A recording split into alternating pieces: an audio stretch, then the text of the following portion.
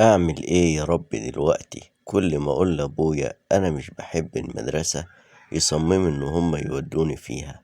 أنا بقعد أحاول أذاكر، مش قادر أذاكر، دماغي بتصدع وبتعب جدا وبخاف من المدرسين. كل ما أقول لأبويا يا أبويا أنا مش بحب المدرسة يصمم ويقول لي خلاص أنا قررت دلوقتي إن أنا أقول لأبويا على كل حاجة. هقول له إن المدرسين بيضربوني بالعصاية وأسلوبهم مش حلو خالص، وأنا مش بحب المدرسة ومش بحب المذاكرة. آخر يوم ليا في المدرسة وأنا هروح أتعلم صنعة، هتعلم ميكانيكي أحسن عشان خاطر يا أبويا اسمعني. رد أبويا وقال لي طب أنا أعمل إيه عشانك دلوقتي؟ رديت وقلت لأبويا يا أبويا أنا عايز أتعلم صنعة، هتعلم صنعة وهرفع راسك لفوق. طب حتى أنا هصلح لك الجهاز التلفزيون اللي جوه وقول لي رأيك إيه. وبالفعل دخلت جوه جبت التلفزيون الأبيض وأسود بتاعنا اللي كان فيه مشكلة وابتديت إن أنا أصلحه. وأبويا هيبقى فخور بيا لأن أنا حاسس إن جوايا حاجة بتشدني إلى الصنعة ما بتشدنيش إلى التعليم. وإن شاء الله أبويا هيفرح جدا بعد ما صلح له جهاز التلفزيون.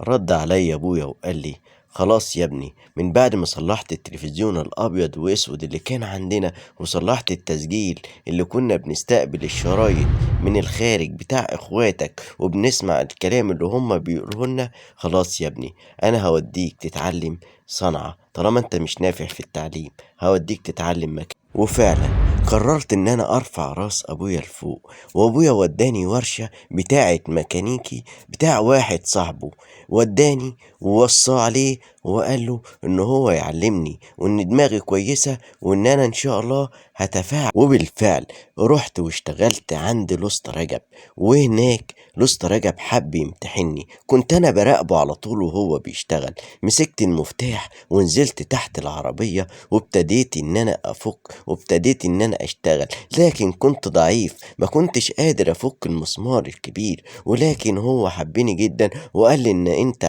وبالفعل ابتديت ان انا احاول ان انا اركز واحاول ان انا اتعلم، وفعلا ابتديت اتعلم. ولكن كانوا زمايلي في الورشة ما كانوش بيحبوني لان كنت دايما اكون انا. وبالفعل ابتديت ان انا اقاوم قصاد زمايلي في الورشة وابتديت ان انا اشتغل. اتبسط مني جدا القسطى واداني اول فلوس في ايدي، كنت فرحان جدا. رحت عشان اديها لابويا، ابويا قال لي لا خلي الفلوس دي معاك اصرف منها. وام قالت لي الفلوس ديت ما تضيعهاش في اي حاجة، هات اكل وكل عشان تبقى صحتك كويسة. ولكن استحملت. وكان حصل معايا موقف مع القسطى، والقسطى ضربني بالمفتاح في دماغي. ضربني ليه؟ عشان خاطر بعتني ان انا اشتري له حاجة والفلوس وقعت مني، وكانت الحاجة ديت مش كويسة، كان بيشرب حاجة معرفش كده غريبة. ولما قلت لابويا، ابويا راح اتخانق معاه وشتمه وقال له ابني مش هيجي عندك تاني. وبالفعل أخدت بالنصيحة اللي ادهاني أبويا وقال لي يا ابني الدنيا ديت كبيرة، فيها الحلو وفيها الوحش، الدنيا ديت فيها ذئاب، ناس بتاكل بعضيها. يا ابني اشتغل وهات قرشك بالحلال بعرق جبينك، اوعى تاخد مال حد ولا تاخد أي حاجة مش بتاعتك. وفعلا أخدت بالنصيحة لأن أبويا كان راجل بيصلي وكان راجل بتاع ربنا وحافظ كتاب ربنا الكريم. وبالفعل قررت إن أنا أغير الورشة وأروح أشتغل عند حد تاني وأشوف الدنيا هتوديني لغاية فين. ومن هنا هنبدأ مع بعضينا مشوار تاني، مشوار طويل، وهو نجاح بعد فشل. ولكن عايز أقول لكم سبحان الله، ربنا سبحانه وتعالى قبل ما يتقفل لك باب بيفتح لك باب تاني. قبل ما افكر اسيب الورشة وانا مش عارف اروح فين، جه عندنا قسطى من ورشة تانية كبيرة جدا عشان ياخد حاجة من القسطى اللي معايا. فشافني وشاف شغلي عجبته قوي، فطلب مني ان اشيل معاه الحاجة واروح معاه الورشة بتاعته. وبالفعل رحت اودي الحاجة معاه هناك وقال لي رحت معاه الورشة بتاعته بأمر من الوسطى اللي كنت أنا شغال معاه. وهناك كان بيفك المساعد بتاع عربية وأنا كنت سن صغير، فقال لي ممكن تساعدني وتفك المساعد دوت على بال ما أروح أنا أجيب حاجة وأجي. روح على بال ما جه كنت أنا فكيت المساعد وصلحته وركبته، اتبسط مني جدا. وفاجئني بالمفاجأة اللي أنا ما كنتش عامل حسابها. قال لي أنا عايزك تشتغل معايا، أنت إنسان ذكي وكويس جدا وإن شاء الله هيكون ليك مستقبل كبير، أنا عايزك تيجي وتشتغل معايا هنا. قلت له لأ، أنا لازم أروح الأول أخد رأي أبويا. وبالفعل رحت لأبويا وقلت له يا أبويا أنا رحت وشفت ورشة تانية وعجبتني جدا وفيها ناس كويسين جدا. أبويا قاعد ينصحني المرة التانية ويقول لي الأمانة فوق كل شيء، لو رحت وربنا فتح لك باب رزق مع القصة دوت لازم تحافظ على سر المهنة وتحافظ على حاجته وتشتغل بما يرضي الله واوعى تخونه في يوم من الأيام. هو ده بداية الطريق. رديت على أبويا وقلت له يا أبويا نصيحتك ديت أنا هحطها حلقة في ودني وهحفر لها مكان في قلبي وهمشي فيها طول عمري، وإن شاء الله يا أبويا مش هعمل أي حاجة تغضب ربنا. طول يا أبويا ما أنت بجنبي مش هخاف من حاجة أبدا. وفعلا اتوكلت على الله وبديت المرحلة التانية في كفاحي في الحياة، ورحت الورشة وقابلت القسطى وسلمت عليه ودخلت الورشة كانت جميلة جدا. قال لي انت خلاص هتشتغل معايا هنا وعايزك ان شاء الله اعتمد عليك في الشغل، انت انسان كويس ووالدك راجل محترم وراجل امين وراجل متدين وحامل كتاب الله، انا هأمن الورشة ديت امانة في رقبتك.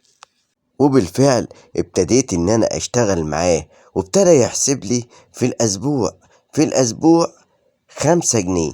طبعا كان الجنيه ساعتها يسوى، كانت الأجرة ساعتها ب10 15 قرش أو بريال، فكان الجنيه بيفرق. وهنا ابتديت إن أنا أشتغل معاه، قعدت معاه 3 سنين، وفي خلال ال3 سنين دولت الدنيا ابتدت تتغير، ابتدت تحصل مشاكل بيني وبين ابن صاحب الورشة وما بقيتش استحمل الشغل. وفي يوم ابن صاحب الورشة ابتدى ان هو يغير مني، كان دايما يسبب لي مشاكل ودايما يهني ودايما يشتمني وكان بيخليني اتأخر في الشغل، مع ان انا كنت عايش في قرية ريفية وكان بيتي يبعد عن المكان اللي انا فيه بحوالي بتاع 15 كيلو. وجيت في يوم أخروني بالعامد، ابتديت إن أنا أروح حوالي الساعة 2 بالليل في طريق في وسط الزراعة في طرق مهجورة، وكان أبويا مستنيني في نص الطريق في مكان مهجور ما كانش يخاف من حاجة أبدا غير من الله لوحده. وهنا لقيت أبويا بيقابلني وأنا زعلان وحزين، نادى عليا من بعيد وقال لي مين هناك؟ لو انت اللي هناك ما تخافش، انا ابوك هنا مستنيك. وبالفعل اول ما سمعت صوت ابويا حسيت بالامان، مع ان كان الجو مخيف وكانت القمرة في الوقت ده مش ظاهرة. وهنا ابويا قال لي ايه اللي حصل؟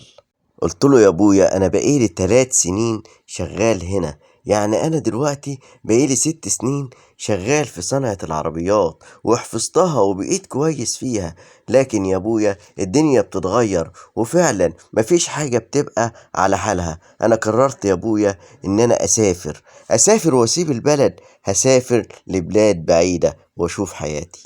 وبالفعل أبويا وافق وقال لي روح يا ابني، طريقك مفتوح وربنا يحفظك وينصرك ويحفظك يا ابني ويرزقك. ورحت قابلت صاحب الورشة وقررت ان انا اعتذر منه واسلمه الامانة بتاعته واقول له ان انا مسافر. ولكن الاسطى المحترم كان راجل كبير وطيب وكان بيحبني، ولكن بسبب اولاده ما كانش قادر يتكلم. قال لي روح يا ابني وسافر واشتغل، ولو رجعت في يوم من الأيام باب ورشتي مفتوح ليك. وهنا تبدأ الحياة الجديدة في البلاد البعيدة. خدت شنطتي وودعت أهلي ورحت عشان أركب القطار وأسافر في بلد بعيدة، وكانت البلد ديت كانت هي المنطقة الحرة، كانت بورسعيد في عام 1995. سافرت عشان خاطر أفتح حياة جديدة وأشوف الدنيا مخبيالي إيه. وبالفعل سافرت ببلد غريبة معرفش حد فيها إلا أخويا، كان شغال في مكان بسيط وكنت رايح عشان أتسند عليه. ومن هنا هتبدأ حكايتي وهيبدأ نجاحي، نجاح من بعد فشل، تعليم، وهي الحياة اللي بتعلمني مش المعلمين. لو عايزين تتابعوني وتشوفوا القصة للنهاية لسه المشوار طويل. اعملوا لي اشتراك ومتابعة واكتبوا لي رأيكم في التعليقات، لأن أنا ما اكتفيتش بالميكانيكا فقط لا غير، ده أنا اتعلمت كمان حاجات كتيرة لدرجة إن أنا بقيت متعلم وأعرف أقرأ إنجليزي وأقرأ عربي، وابتديت إن أنا أبقى حاجة كبيرة. رأيكم مهم. هنا في الجزء التاني من القصة. لو بتحب رسول الله اعمل لايك، لو بتحب الله اعمل متابعة وشير الفيديو، اكتب رأيك في التعليقات.